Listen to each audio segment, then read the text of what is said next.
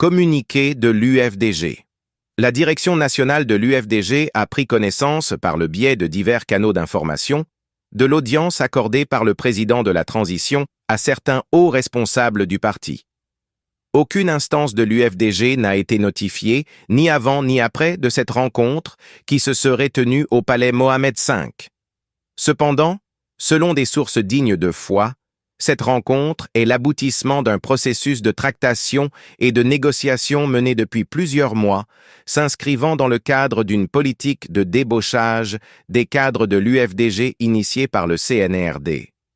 Selon ces mêmes sources, en contrepartie de leur soutien au CNRD, les cadres de l'UFDG se verraient accorder des faveurs dans l'attribution de marchés publics et des nominations au sein de l'administration, voire du gouvernement.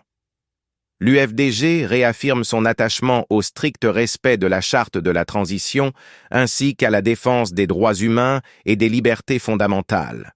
En conséquence, le parti demeure fermement opposé aux violations des droits et libertés des citoyens, notamment aux assassinats impunis de manifestants, aux enlèvements et disparitions forcées, ainsi qu'au musellement de la presse, pratiques auxquelles la junte continue de se livrer en toute impunité.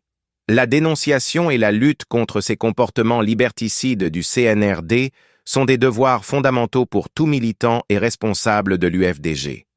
Soutenir aujourd'hui le CNRD, c'est se rendre complice de ces violations massives et récurrentes des droits humains et des libertés fondamentales, ainsi que de la confiscation du pouvoir politique par le général Mamadi Doumbouya. L'UFDG tirera toutes les conséquences de la participation, plus que suspecte, de ces cadres à cette rencontre avec le président de la transition. Face à une campagne de déstabilisation menée par la junte, avec la complicité de la justice, dans le but de s'approprier notre patrimoine commun et de promouvoir la candidature inopportune et illégale du général Mamadi Doumbouya, nous appelons tous les responsables, militants et sympathisants à une vigilance accrue et à une mobilisation exceptionnelle. Ensemble, défendons nos acquis et triomphons de toutes les adversités, internes comme externes. Unis et indivisibles, nous vaincrons. Conakry, le 3 mars 2025, Clash 224 officiel et affaire à suivre.